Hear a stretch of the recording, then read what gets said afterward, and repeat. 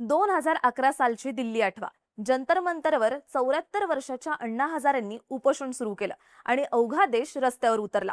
भ्रष्टाचाराविरुद्ध जनलोकपालाच्या मागणीतून सुरू झालेल्या आंदोलनानं हळूहळू प्रचंड मोठं रूप घेतलं. त्यावेळी मे भी अण्णा तू भी अण्णाच्या घोषणांनी तत्कालीन मनमोहन सिंग सरकार पूर्णपणे हादरून गेलं होतं. त्या एका आंदोलनानं देशाच्या राजकारणाची संपूर्ण दिशा बदलली. यामुळे युपीएची 10 वर्षाची सत्ता गेली आणि नरेंद्र मोदी यांच्या नेतृत्वाखाली भाजपची पहिल्यांदाच पूर्ण बहुमतानं सत्ता आली. आता साल आहे 2026. दिल्लीच्या त्याच जंतर मंतरवर पुन्हा एकदा उपोषणाला सुरुवात झाली आहे. यावेळी निमित्त आहे कॉक्रोच जनता पार्टीच्या आंदोलनाचं. देशातल्या पेपर फुटीच्या मुद्द्यावरून केंद्रीय शिक्षण मंत्री धर्मेंद्र प्रधान यांच्या राजीनाम्यासाठी 20 जून पासून दिल्लीत हे आंदोलन सुरू झालं. या आंदोलनाला आता तब्बल 21 दिवसांपेक्षा अधिक दिवस उलटून गेलेत. याच आंदोलनाचा भाग म्हणून 28 जून पासून सामाजिक कार्यकर्ते सोनम वांगचुक हे उपोषणाला बसलेत. वांगचुक यांच्या उपोषणालाही आता 14 दिवस होऊन गेलेत, पण अजूनही या आंदोलनाचा परिणाम सरकारवरती होताना दिसत नाहीये. यात जंतर मंतरवर जेव्हा अण्णा हजारेंनी आंदोलन सुरू केलं होतं तेव्हा तत्कालीन सरकारलाही याची अवघ्या 4 दिवसात दखल घ्यावी लागली होती. पण आता कॉक्रोच जनता पार्टी 21 दिवसांपेक्षा अधिक दिवस आंदोलन करत असतानाही सरकार अजून जंतर मंतरच्या आसपासही फिरकलेलं नाहीये. अण्णा आंदोलनाचा जो परिणाम सरकारवरती झाला होता तसा परिणाम कॉक्रोच जनता पार्टीच्या आंदोलनाचा होताना दिसत नाहीये. यामागचं कारण नेमकं काय आहे?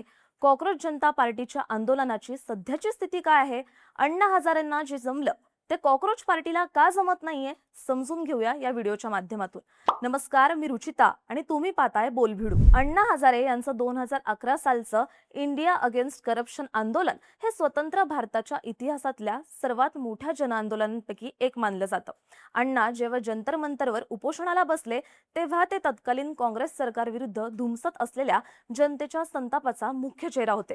त्यावेळी सरकारवरती 2G घोटाळा, राष्ट्रकुल क्रीडा घोटाळा, कोळसा घोटाळा, आदर्श घोटाळा यांसारख्या घोटाळ्यांचे आरोप एका पाठोपाठ एक केले जात होते. यामुळे जनतेमध्ये मोठा असंतोष होता. त्याचवेळी अण्णा हजारे सरकारविरुद्ध दंड थोपटून उभे राहिले आणि त्यांच्यासोबत देशातला मध्यम वर्ग, तरुण आणि महिला सुद्धा आंदोलनाशी थेट जोडल्या गेल्या. त्या काळी सोशल मीडिया नवनवं चालू होतं. त्या माध्यमातून अण्णा हजारे हे देशातल्या प्रत्येक घरात पोहोचले आणि या आंदोलनानं एका मोठ्या राजकीय बदलाची पायाभरणी केली. आता येऊया 2026 मध्ये. दिल्लीत सुरू असलेल्या सीजेपीच्या आंदोलनात सोनम वांगचुक हे अण्णा हजारेंप्रमाणेच उपोषण करतायत. त्यांनी या आंदोलनातून सरकारसमोर 2 मुख्य मागण्या ठेवल्यात. पहिली मागणी देशात होत असलेली पेपरफुटी, विद्यार्थ्यांचे प्रश्न आणि शिक्षण व्यवस्थेत धोरणात्मक बदल या संदर्भातली आहे. तर दुसरी मागणी लडाखच्या संरक्षण आणि पर्यावरण संदर्भातली आहे. सध्या सोनम वांगचुक हे या आंदोलनाचा मुख्य चेहरा आहेत. 3 इडियट्सच्या रॅन्चोमुळे ते आधीच घराघरात पोहोचलेत. तर एक संशोधक आणि सामाजिक कार्यकर्ते म्हणून त्यांची जागतिक पातळीवरही प्रतिष्ठा आहे. या आंदोलनाचा दुसरा चेहरा आहेत महाराष्ट्राचे अभिजित दिपके, ज्यांनी सोशल मीडियावरती कॉक्रोच जनता पार्टीची स्थापना केली. आज त्यांच्या पाठीशी सोशल मीडियाच्या माध्यमातून लाखो तरुण उभे राहिलेत. पण एवढं सगळं असूनही या आंदोलनाचा म्हणावा तितका प्रभाव का दिसत नाहीये? अण्णा आंदोलनाचं रूपांतर ज्या प्रकारे देशव्यापी चळवळीत झालं होतं तशी चळवळ कॉक्रोच पार्टीला का उभी करता येत नाहीये ते समजून घेऊया. अण्णा हजारेंना जे जमलं ते सीजेपीला जमत नाहीये यामागचं पहिलं कारण म्हणजे आंदोलनाचा मुख्य अजेंडा. 2011 मध्ये अण्णांच्या आंदोलनाचा एक स्पष्ट अजेंडा जनतेमध्ये पोचला होता. हा अजेंडा होता जन लोकपाल कायदा आणि भ्रष्टाचार मुक्तीचा. खरं तर त्यावेळी भ्रष्टाचाराचा प्रश्न देशातल्या प्रत्येक नागरिकाला भेडसावत होता. देशात ज्या प्रकारे एका पाठोपाठ एक घोटाळे उघडकीस येत होते ते लोकांना दिसत होतं. या घोटाळ्यांचा इम्पॅक्ट देशाच्या प्रत्येक व्यक्तीवरती सारख्याच प्रमाणावर होत होता. हेच कारण होतं की अण्णांच्या आंदोलनाचं रूपांतर हे मोठ्या जनआंदोलनात झालं. या उलट कॉक्रोच पार्टीच्या आंदोलनाची काय स्थिती आहे? तर या आंदोलनात देशातील बेरोजगारी, पेपरफुटी आणि शिक्षण मंत्री धर्मेंद्र प्रधान यांचा राजीनामा या मुख्य मागण्या आहेत. पण सोबतच सोनम वांगचुक यांच्या लडाखच्या 6व्या अनुसूचीच्या मागण्या आणि पर्यावरणाच्या मुद्द्यांचाही यात समावेश आहे. या सर्व मागण्या एकत्र झाल्यामुळे या आंदोलनाचा मुख्य अजेंडा काय याबाबत जनतेत अजूनही कन्फ्युजन असल्याचं दिसतंय. मुळात अण्णा आंदोलनावेळी जन लोकपाल आल्यानंतर देशातला भ्रष्टाचार कमी होईल अशी आशा सामान्य नागरिकांमध्ये निर्माण झाली होती. किंबहुना हे देशातल्या प्रत्येक व्यक्तीपर्यंत पोहोचवण्यात स्वतः अण्णा हजारे यशस्वी झाले होते. आता सीजेपीच्या आंदोलनातली मुख्य मागणी आहे ती धर्मेंद्र प्रधान यांच्या राजीनाम्याची. आता समजा त्यांनी राजीनामा दिलाच तर पुढे काय? यामुळे देशातली पेपरफुटी थांबेल का, असा प्रश्न विचारला जातोय. पेपरफुटी थांबवायची असेल तर फक्त धर्मेंद्र प्रधान यांचा राजीनामा पुरेसा नाहीये.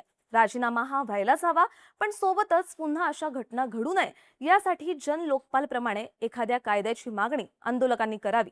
त्यामुळे या आंदोलनाला एक स्पष्ट अशी दिशा मिळेल असं म्हटलं जात आहे. सध्याच्या आंदोलकांच्या ज्या मागण्या आहेत त्या आधारे या आंदोलनाचं रूपांतर जन आंदोलनात होणं अवघड असल्याचं अनेकांकडून बोललं जात आहे. अण्णा हजारेंना जे जमलं ते सीजेपीला जमत नाहीये, यामागचं दुसरं कारण म्हणजे देशातल्या मीडियाचं बदललेलं स्वरूप. 2011 मध्ये अण्णा आंदोलनाला घराघरात पोहोचवण्यामागे सर्वात मोठा हात होता तो देशातल्या मीडियाचा. तेव्हाच्या टीव्ही मीडियानं अण्णांच्या आंदोलनाला चांगलंच उचलून धरलं होतं. आंदोलनाचं दिवस रात्र लाईव्ह कव्हरेज सुरू होतं. त्यामुळे जंतर मंतरवर काय काय घडतंय याची खडानखडा माहिती टीव्हीच्या माध्यमातून घराघरात पोहोचत होती. त्या काळी मुख्य प्रवाहातल्या मीडियाने अण्णा हजारे यांना एक प्रकारे जननायक म्हणून प्रोजेक्ट केलं होतं. एवढंच नाही तर त्यावेळी अण्णांच्या आंदोलनाला बॉलिवूडच्या अनेक सेलिब्रिटींचाही पाठिंबा मिळाला होता.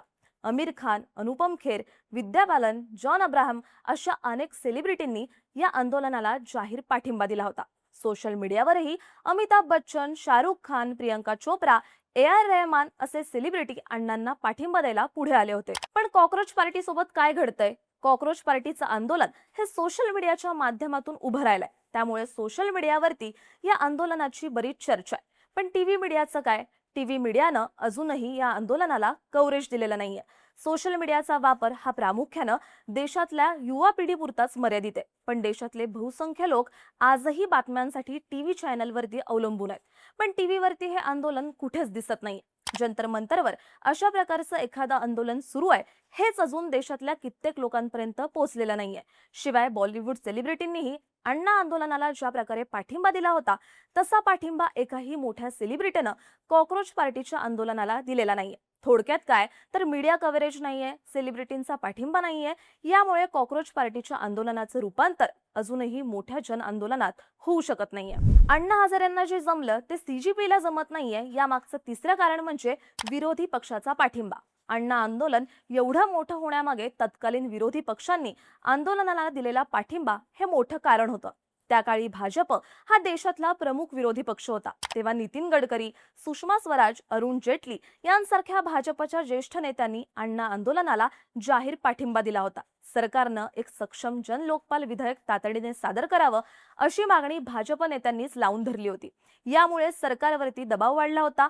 अण्णा हजारेंनी जरी त्यांच्या मंचावर राजकारण्यांना प्रवेश न देण्याची भूमिका मांडली होती तरी RSS आणि ABVP सारख्या संघटनांनी या आंदोलनासाठी मदत पुरवण्यात तसंच जनसमुदाय गोळा करण्यात महत्त्वाची भूमिका बजावल्याचं म्हटलं जातं. पण आता कॉक्रोच जनता पार्टीचं काय तर या पार्टीच्या आंदोलनाला अजूनही विरोधी पक्षांनी म्हणावा तसा पाठिंबा दिलेलाच नाहीये.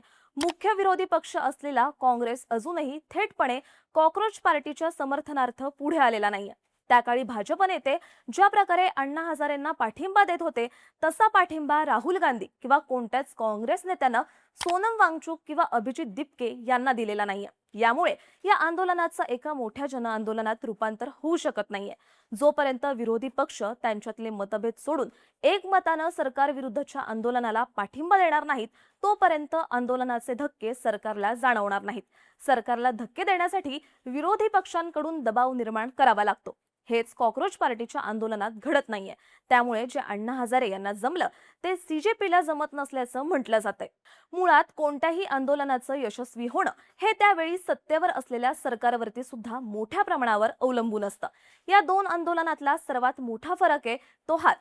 अण्णा आंदोलनावेळी मनमोहन सिंग यांचं UPAचं सरकार होतं. पण ते सरकार भ्रष्टाचार आणि अंतर्गत घोटाळ्यांच्या आरोपांमुळे कमालीचं बॅकफुटला गेलं होतं. स्वतः पंतप्रधान मनमोहन सिंग यांची सरकारवरची पकड पूर्णपणे ढिली झाली होती. अण्णा हजारे उपोषणाला बसताच सरकारनं त्यांचं मन वळवण्यासाठी आणि आंदोलन संपवण्यासाठी एका रात्रीतून ज्येष्ठ मंत्र्यांच्या समित्या नेमल्या, त्यांच्याशी वाटाघाटी केल्या. त्यावेळी सरकारकडून आंदोलनाला प्रतिसाद दिला जात होता. त्यामुळे आंदोलन आणखी मोठं होत होतं. पण आत्ताच्या भाजप सरकारचा या आंदोलनाबाबतचा अप्रोच पूर्णपणे वेगळा आहे. सरकारनं या आंदोलनाकडे पूर्णपणे दुर्लक्ष करण्याची भूमिका घेतली आहे. जर आपण थोडा जरी प्रतिसाद दिला तरी आंदोलकांना जोर येऊ शकतो हे या सरकारला माहिती आहे. त्यामुळे हे सरकार फार काळजीपूर्वक हे करणं टाळतंय. हेच कारण आहे की या आंदोलनाचा अण्णा आंदोलनाप्रमाणे देशभर विस्तार होत नाहीये. शेवटी काय तर अण्णा आंदोलन असो किंवा कॉक्रोच पार्टीचं आंदोलन, दोन्ही आंदोलनाचा काळ आणि कारणं वेगवेगळी असली तरी पार्श्वभूमी ही एकच आहे, सरकार विरुद्धचा असंतोष. हा असंतोष कॅप्चर करणं अण्णा हजारेंना योग्य प्रकारे जमलं, पण ते अजून सोनम वांगचुक किंवा अभिजित दिपके यांना जमत नाहीये. आता लवकरच संसदेच्या पावसाळी अधिवेशनाला सुरुवात होणार आहे. या अधिवेशनाला विरोधी पक्ष या आंदोलनाचा मुद्दा किती लावून धरतात यावर आंदोलनाचं भविष्य अवलंबून असणार आहे. तुम्हाला काय वाटतं, अण्णा हजारेंना जे जमलं ते सीजेपीला करणं जमेल का? हे आम्हाला कमेंटमध्ये नक्की कळवा आणि अशाच माहितीपूर्ण व्हिडिओसाठी बोल भिडूला सबस्क्राईब करायला विसरू नका.